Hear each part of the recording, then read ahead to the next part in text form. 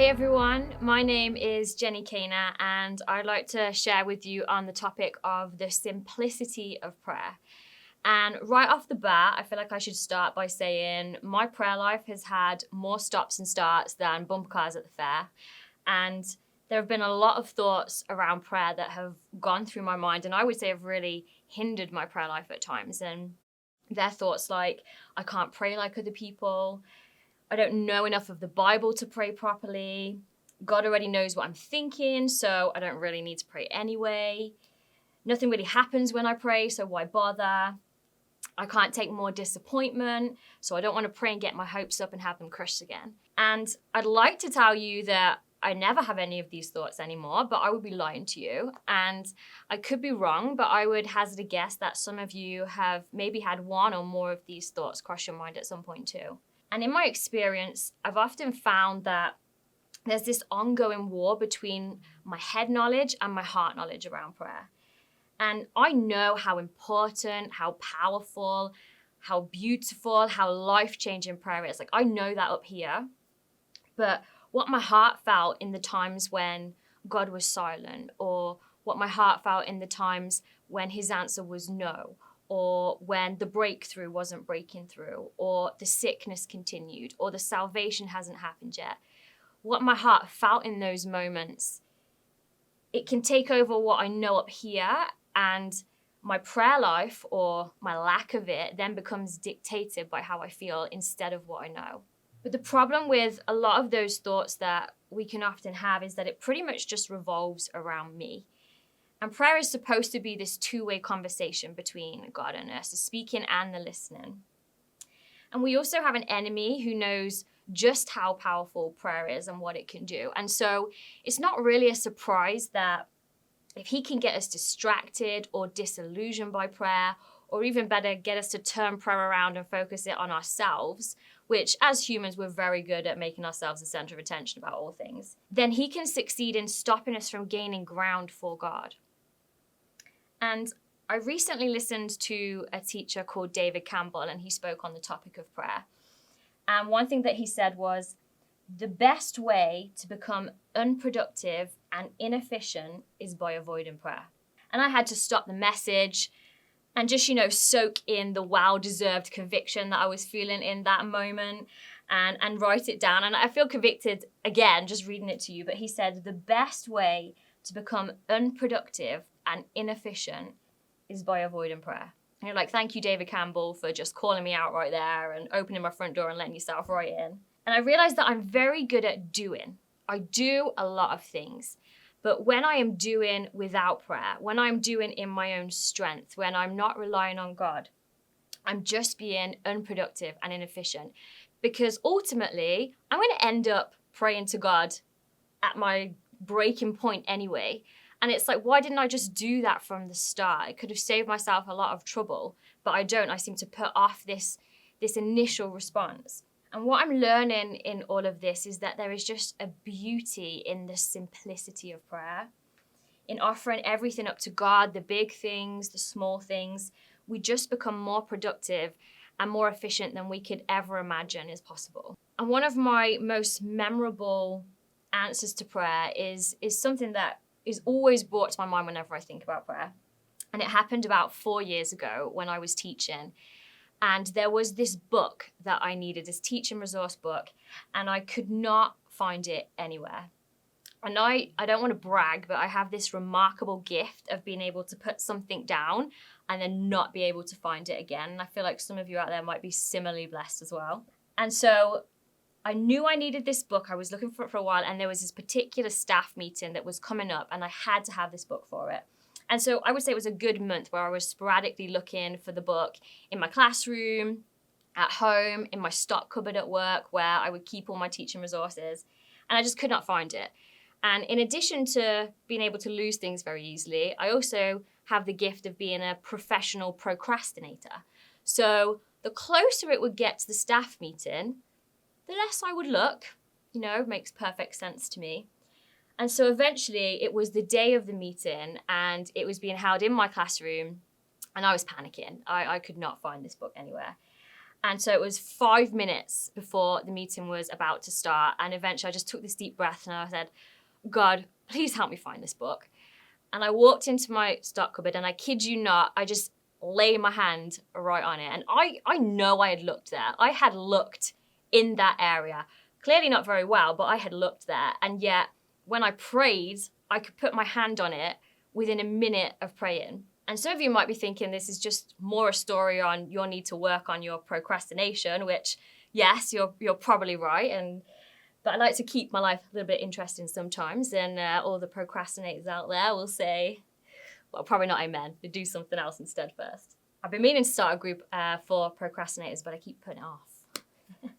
Some of you like that, and some of you absolutely hated that. But anyway, the point of my story is that it was so simple. Such a tiny thing, and yet it has had one of the biggest impacts on me in terms of answers to prayer. It always comes back to my mind, just purely because of the simplicity of it. I prayed about something so trivial, and within a minute of praying, I put my hands on what I needed. And please hear my heart here. I'm not trying to convey a wrong doctrine of prayer that we just pray for something and it happens. That's not true. But when we make a choice to just not pray, to just avoid prayer, we're missing out on this open invitation that God has to just let him in and see him move in things. And a well-known couple of verses is Philippians 4, verses 6 to 7. And a lot of you might know the verses themselves. And it's one of those that I absolutely love, but I really struggle with applicating it to my life, the application of it.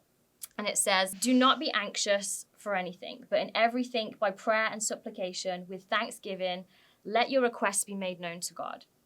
And the peace of God, which surpasses all comprehension, will guard your hearts and your minds in Christ Jesus.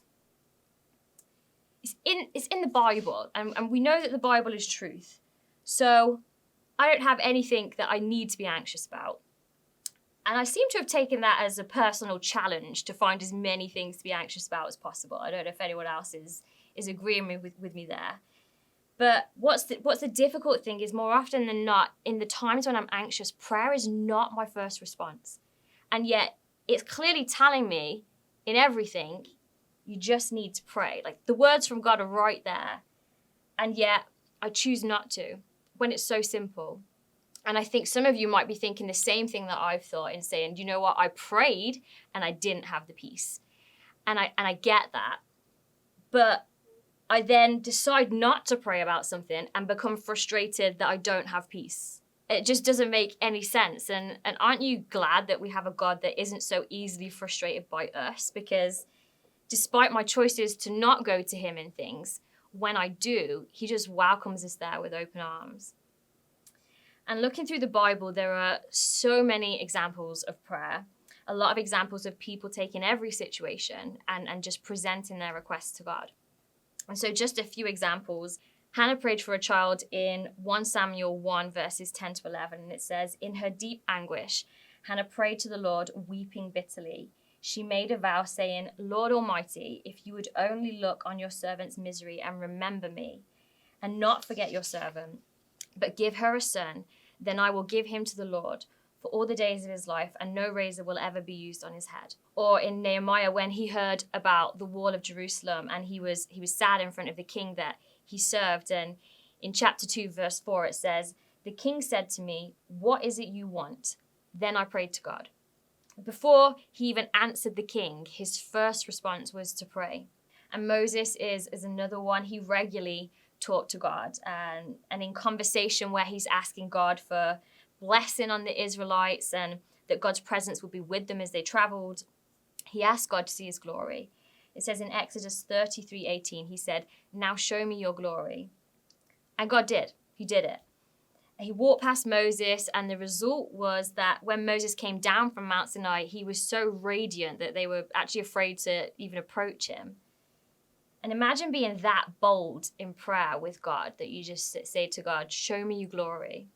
But that's not born out of just this random request. That's born out of an ongoing conversation and a nurtured relationship with God through prayer. And one that I had never noticed before studying for this message was in 1 Chronicles 4, where the whole chapter is just this listing of the descendants of Judah. And then they're just rattling off names like a roll call. And then right in the middle in verses 9 to 10, it reads, Jabez was more honorable than his brothers.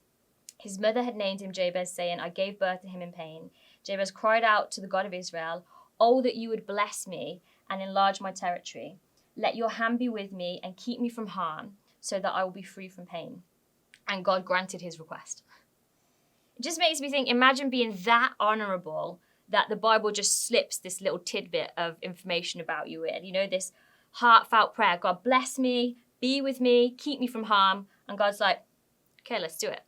You know, he grants his requests. And I can only assume that this was not the first time Jabez had prayed, but this is the only time he's mentioned. And what a mention that he had to say that he prayed for this and God was like, yes, absolutely. The list could just go on, but the point is that they prayed and it was simple and God heard them. And in the same way that prayer shouldn't be all about us, it should be a conversation of speaking and listening. Our prayer life isn't just for us. It's not just for our benefit, it's for the benefit of those around us too. And Rob Parker, who's from the International House of Prayer, he said, your answers to prayer become one of the greatest testimonies to the existence of God. Ask God to show you where he has answered your prayer. And when I heard that, I immediately recalled a memory of when I was on holiday with one of my best friends, Roxana, and she's not a Christian. She's not a Christian yet. And we did a road trip from Las Vegas to the Grand Canyon. And it was my first ever experience of driving on the wrong side of the road. And I was in this 3-month-old Mustang convertible. So the stakes were through the roof for me. I was terrified. And that has no relevance to this story whatsoever. But we drove down and we arrived late in the evening. And we had one day. So we arrived late at night. We had the day. And then the following day, we had to leave and drive back to Las Vegas. And we got to the check-in station and there was this A4 poster sign that had the weather forecast. And the forecast for the next day was heavy rain all day. And we were just gutted. You know, we've driven all this way. This was the big part of our trip. We wanted to hike and see the views. And it was just forecast rain. And I turned to Roxana and then I said to her, Roxana, I'm going to pray that it's going to be sunny. And that was sort of the end of the conversation. And so we went to bed and we woke up in the morning and it was blue skies and sun. And I was just so excited that we were able to go out and hike that I'd honestly forgotten I'd even prayed about it. And so as we're hiking and we're having an amazing day, and sort of in true British fashion, we like any opportunity to talk about the weather. So we were walking past some of the hikers and chatting with them, and they commented on the fact, like, can you believe it was supposed to be all this rain and it's sunny? And she just turns to them and she says, oh yeah, that's because my friend Jenny prayed that it would be sunny, so it's sunny. And I'm supposed to be this seasoned Christian that couldn't even remember I'd prayed about it. And she was just telling everyone, it's because my friend prayed. That's why you have sun. And it was just hilarious. But that was her testimony, seeing that happen. The forecast was rain. It was supposed to rain, and yet the sun was there. And that simple prayer had an impact on her. It's so simple, but the power that is there to change things in the lives of those around us, it's through prayer, it's through that testimony. And if I look back over my Christian walk, the times when I've perhaps been the happiest, the most at peace, the least anxious, are the times when I've incorporated prayer throughout my day, and not even in a huge way, in small and simple ways, in a way of thankfulness, of gratitude, of concern, of intercession, of helping me to find a missing item. When I have prayed like that and just invited God into my day and just kept it simple, that has made the biggest difference in my life, in how I felt. And God is extending this beautiful conversation to us where we just have to share it with him. I have felt a lot of shame and a lot of guilt around my prayer life and not feeling good enough and not measuring up. But I realized that I've pretty much heaped all of that onto myself, because that's never what God is trying to make me feel about prayer. He's just there and he's saying, just talk to me. Just tell me what's on your mind. Just invite me in and let me talk back to you. If we just embrace the simplicity of prayer and live it and breathe it, it's going to radically change our lives. And our hearts just won't be able to contain this overflow of praise and thanksgiving. And the more that prayer, the simple prayer, is just embodying who we are, the more testimonies other people have because of our answers to prayer. So don't be inefficient and unproductive by avoiding prayer.